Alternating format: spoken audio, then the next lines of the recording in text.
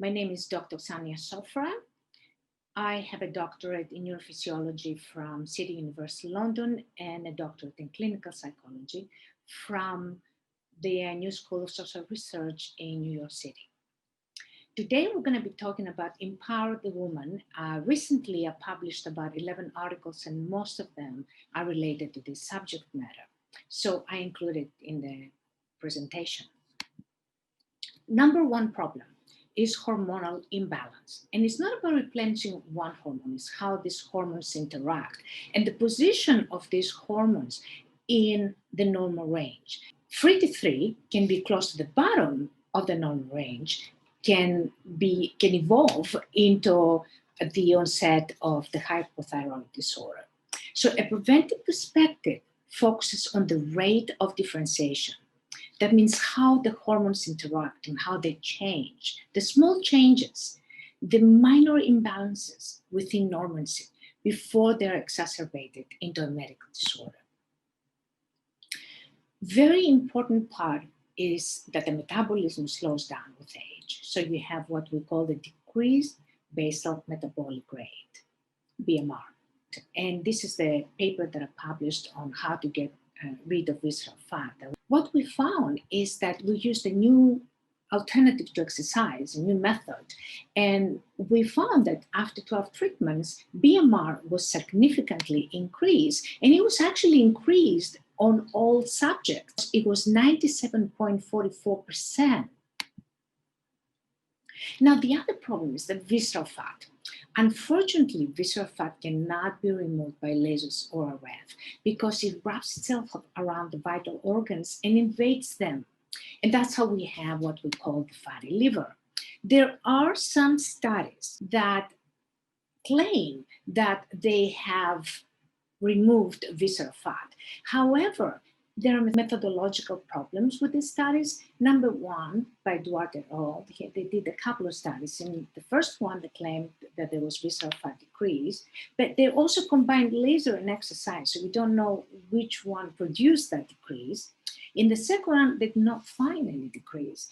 And then you had the study that was not a peer-reviewed study in the Bulletin of Chiron University, but they talk about reducing visceral fat, but when they're looking at the results, they just talk about basically overall fat. With this technology that we use, the recent technology is not a laser, it's not a RF. It was developed in London University. We did 12 treatments, and we found a significant decrease of visceral fat, 30.34% decrease, and an increase in 3 to 3 by 30%. Again, that's a published study. It was published in the Journal of Aesthetic Nursing. And another study that, again, recently published, it was about the adverse effects of sedentary lifestyles. Here we looked at diabetics and pre-diabetics. And again, we found a significant decrease of visceral adipose tissue. But 7 of these diabetic subjects provided their sonogram reports, and they had fatty liver before the treatments and no fatty liver after the 12 treatments. That substantiated the results of the visceral adipose tissue decrease. We also found a significant decrease of both fasting blood glucose, PP, and insulin fasting and insulin PP. There was a significant decrease before and after. And there was a significant reduction in CM in the upper abdomen and umbilicus, which are the parts where the visceral fat accumulates. And my co-author was Dr. Sheetal Badami. All of the subjects were from India. That's another one. That's actually a different study. It was a case study, and it was from Iraq, and it was 8 treatments. This is a study that we did in Hong Kong. I did this actually. It was just 1 treatment. Can we get the same results with exercise? The problem is that you need very strenuous exercise to get rid of visceral fat. And overtraining causes a hormone imbalance. You see an inverse testosterone-cortisol relationship where testosterone declines and cortisol increases. Well, when you increase cortisol, you're going to increase hunger. And testosterone, again, you're going to decrease energy, you're going to increase hunger. So it can be a problem. Now, what we saw, that's another study that I recently published, we looked at a mean average testosterone increase of 62.18%. It was very significant. Significance comes when all the subjects have the benefit or present a benefit. The mean average cortisol decrease was 7.33, minus 7.33. So you have here the opposite of strenuous exercise because the body is not stressed, where testosterone increases and cortisol decreases. Now, decreased cortisol will reduce hunger. There is some other components, leptin and ghrelin imbalance. Leptin is the anorexic hormone, and ghrelin is the orexogenic hormone. It increases appetite. So when you have an imbalance in these two hormones, what happens? That increases hunger, you consume more food, that increases weight gain. The weight gain and the adipose tissue, the fat cells also have toxins, so that increases toxicity and it becomes a vicious circle. So again, ghrelin, the hunger hormone, leptin, the anorexic hormone. Again, the combined lasers and exercise, and they found a decrease in leptin. But that's the opposite result of what we would want, because that would increase hunger.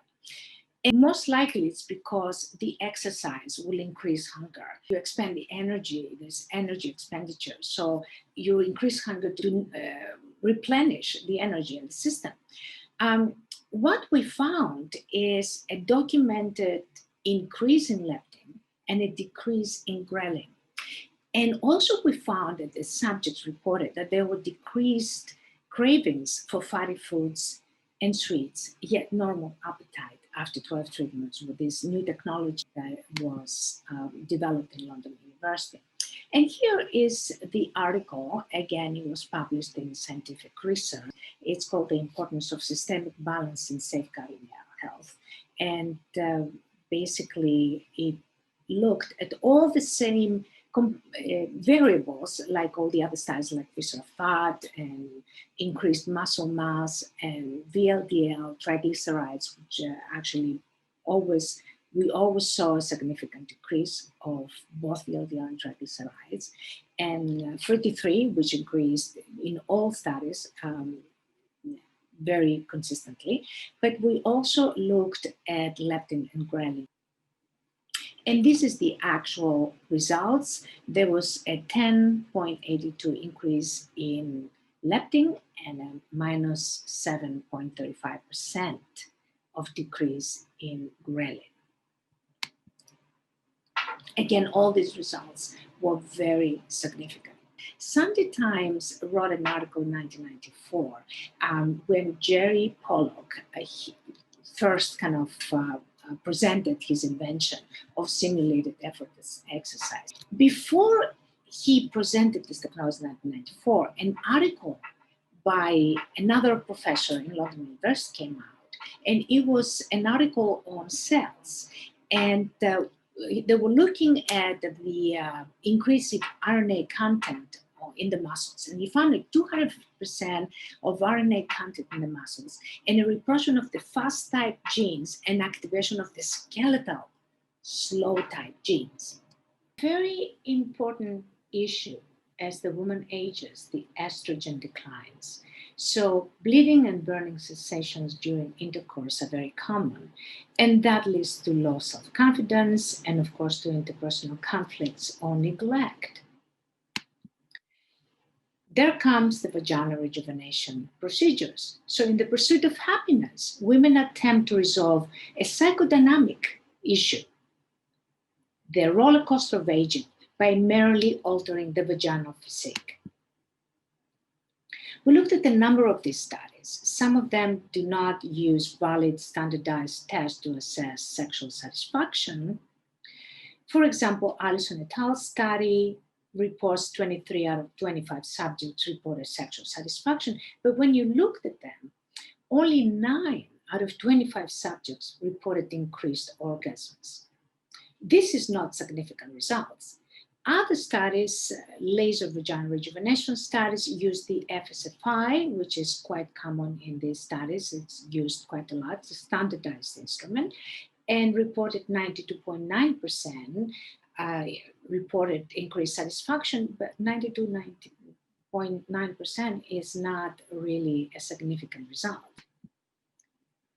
There are other problems. None of the studies understand the complexity of all the hormonal interactions and the psychology of the woman, and none of them look at quality of life. The other problem is the FDA in 2018 stated that the full extent of the risks of these laser and RF and vaginal rejuvenation by plastic surgery procedures is unknown. And some of the reports indicate that some of these procedures could cause serious harm. What we did in these two articles is I looked at the number of studies on vaginal rejuvenation. I looked at a number of women that we correlated their FSFI scores with the lie scale, the hysteria scale, and the depression scale of the MMPI, which is a very valid psychological instrument, and also the differential emotional scales. And what we found is that 98% of these women were basically organized around joy, shame, and sadness. So underneath that positive persona, there was sadness and shame. Because of their high lie scale, it was suspected that they were not completely honest. And we also looked at therapy notes, and we found out that they were happy with satisfying their partners, but their sexual satisfaction was simply not there. So empowering the woman is very important because females are often in charge in keeping the family together. Therefore, unhappy females will lead to unhappy relationships. In order to empower the woman, we have to understand the woman, and we have to allow her to assert herself without the fear of judgment. So my caution to vaginal rejuvenation doctors is in assessing female satisfaction with short self-report questionnaires like the FSFI.